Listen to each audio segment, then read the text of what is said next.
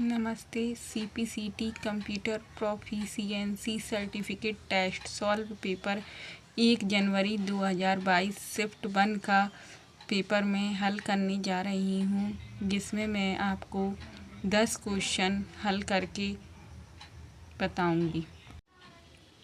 Question number 1, Windows explorer क्या है? Number ए एक ड्राइव है, नंबर बी एक पीसी है, नंबर सी एक वेब ब्राउज़र है, नंबर डी विंडो में फ़ाइल प्रबंधन करने का एप्लीकेशन है। तो इसका आंसर नंबर डी होगा। विंडो एक्सप्लोरर विंडोज़ में फ़ाइल प्रबंधन करने का एक एप्लीकेशन है। ये विंडोज़ 95 और बाद के संस्करणों द्वारा उपयोग किया जाने वाला फ़ाइल मैनेजर है।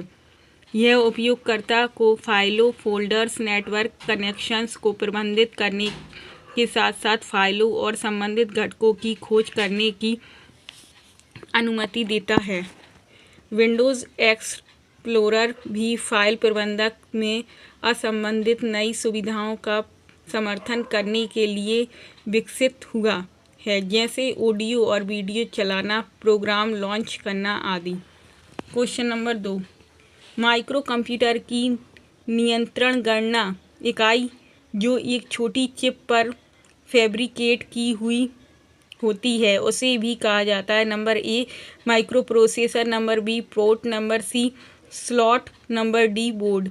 इसका आंसर नंबर ए होगा। माइक्रो कंप्यूटर की नियंत्रण इकाई जो एक छोटी चिप पर फैब्रिकेट की गई होती है उसे माइक्रो प्रोसेसर भी कहा जाता है। माइक्रो प्रोसेसर एक सेमीकंडक्टर इंटीग्रेटेड सर्किट पर बनाई गई प्रोग्राम करने योग्य डिजिटल इलेक्ट्रॉनिक युक्ति है जो किसी सेंट्रल प्रोसेसिंग यूनिट के सभी कार्य करती है। माइक्रो प्रोसेसर केवल मशीनी भाषा ही समझता है। इंटेल का पहला माइक्रो प्रोसेसर 4004 था, जो वैज्ञानिक टेड और इंजीनियर फेडेरिको ने वर्ष 1971 में विकसित किया, जिसमें सीपीयू के सभी अवयव एक चिप पर लगाए गए। क्वेश्चन नंबर 3, सॉफ्टवेयर विशिष्ट उपयोग और अनुप्रयोग के लिए डिज़ाइन किए गए कार्यक्रमों का एक समूह है। Number A application, number B firmware, number C system, number D processor. इसका आंसर नंबर ए होगा। एप्लीकेशन सॉफ्टवेयर विशिष्ट उपयोग और अनुप्रयोग के लिए डिज़ाइन किया गया प्रोग्रामों का एक समूह है। एप्लीकेशन सॉफ्टवेयर का कार्य प्रत्येक कंपनी या उपयोगकर्ता की आवश्यकता अनुसार अलग अलग प्रकार के होते हैं, जैसे कार्यालय के कर्मचारियों के वेतन की गणना करना, सभी लेन देन तथा खातों का हिसाब किताब रखना आदि। नंबर 4, अपेक्षित रूप से निम्नलिखित में से कौन सा सबसे तेज भंडारण माध्यम है? Number A register, number B DRAM, number C hard disk, number D DVD.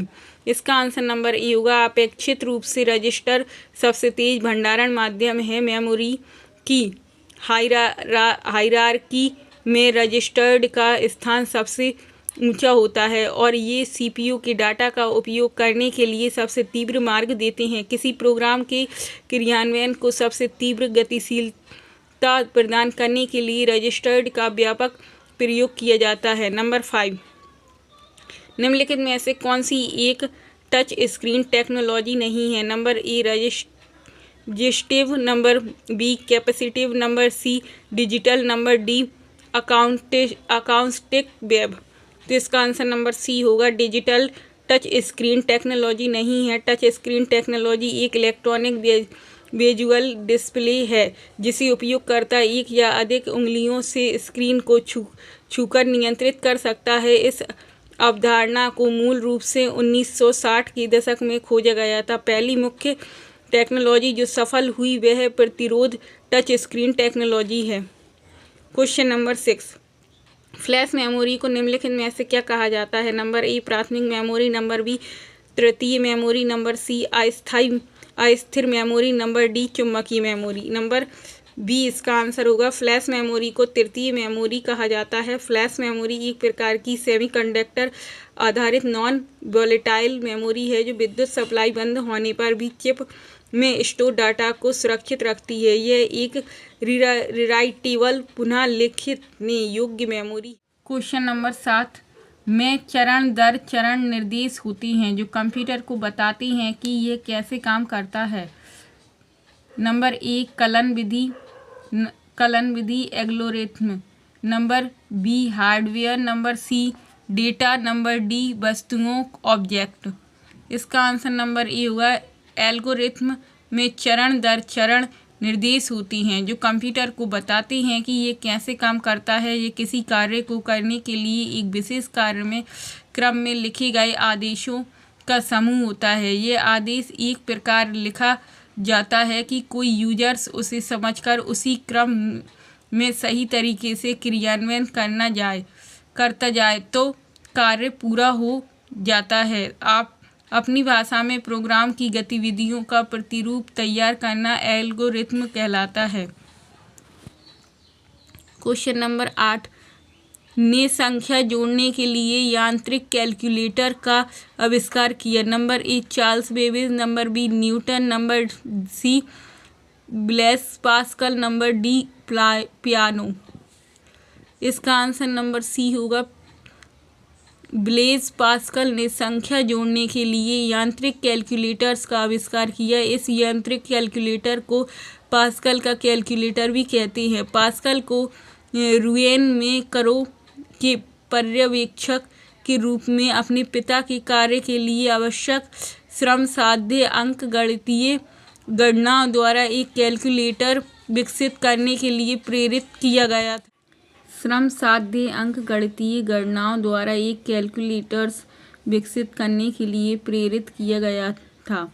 उन्होंने मशीन को दो संख्याओं को सीधे जोड़ने और घटाने के लिए और बराबर जोड़ या घटाव के माध्यम से गुणा और भाग करने के लिए डिज़ाइन किया।